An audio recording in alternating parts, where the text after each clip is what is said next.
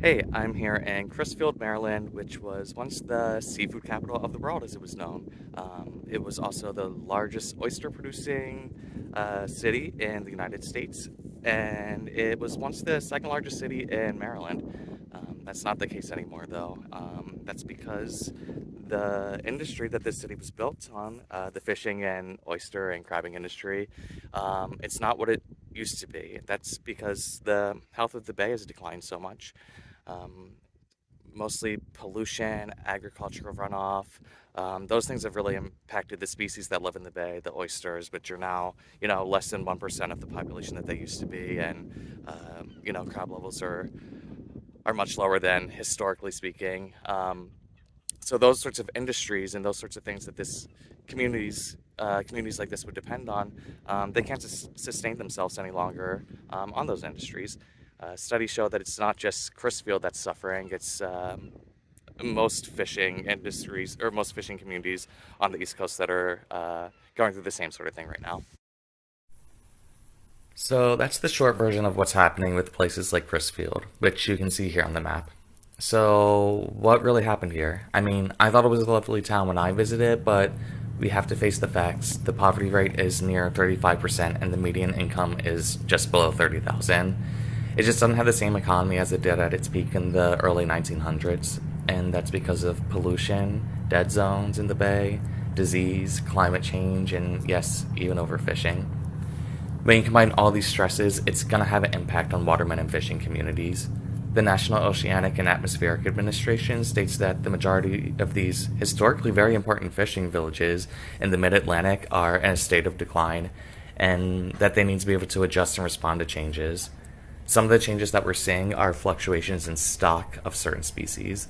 As an outside observer, before I examine the topic in more detail, it seemed like I would hear different stories every year, specifically about crabs. One year we'd be looking great with record numbers, and then it seemed like the next year we'd be historic lows.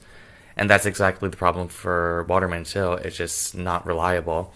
The populations fluctuate so much year to year that it can be difficult to anticipate expected hauls or regulation changes that may be made. Currently, crab levels in the bay are at their lowest in 30 years. That means smaller catches for watermen and higher prices for consumers. Where the estimated yearly average of male crabs in the bay is about 77 million, in 2021 it was only 39 million. When stock of one species is low, like crabs, watermen can switch to something different, for example, rockfish. Rockfish have really rebounded from the 1970s and 80s when their numbers plummeted, and things were looking good just a few years ago, but we're starting to see the numbers decline again. A lot of the issue comes with overfishing. Like I said, when one population is low, watermen can move to the next species, and that can cause stress on them. But overfishing isn't the only problem here. A major source of the rockfish's food is the menhaden, and they're seeing low numbers in the bay too because of overfishing. Rockfish have also seen a loss of habitat. They like hiding and hanging out around rocks and oyster reefs, and you guessed it, oyster reefs have also seen a huge decline in the bay. In fact, they're only about 1% of what they were at their highest.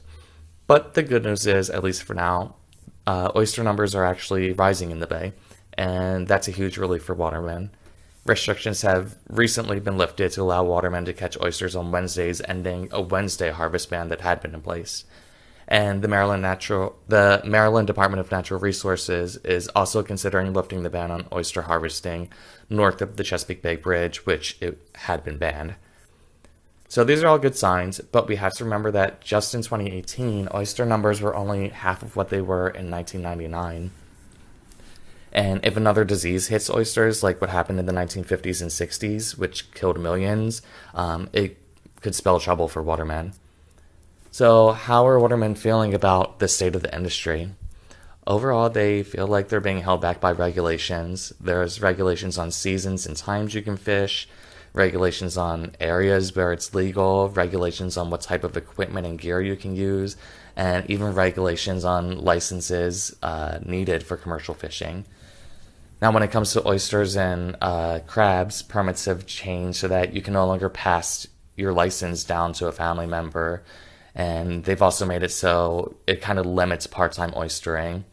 For crabbing, there's usually a long waiting list to even get a license. In one report I read, a waterman said that they're just getting to the point where they can't take it anymore. Waterman numbers are declining due in part to an aging workforce and not many people entering. Maybe it's because it's a lot of hard work with a lot of regulations. Also, a lot of watermen have made the switch to tourism and chartering, which has become more popular in fishing towns like Deal. The federal government, even at one point in time, helped contribute money to getting watermen to make that transition from fishing and oystering and crabbing to tourism. So livelihoods are being impacted by changes in the bay, and environmentalists and watermen often disagree on how to handle the situation. Like many years ago, when the Chesapeake Bay Foundation suggested banning oystering for 3 years, this suggestion was never enforced or brought up, but you can't just shut down an industry for 3 years and expect there to be no problem. To be sustainable is to make sure you're taking care of, the environment, society, and economy, and you can't just, pick and choose one or two. It's a tricky balance between trying to save the seafood industry and the livelihoods of the watermen when the health of an ecosystem is at the center of the problem. I think one thing that watermen environmentalists can both agree on is that nutrient levels entering the bay need to be reduced. Overall, it'll just make the bay so much more healthy. Doing so will be a win for everyone.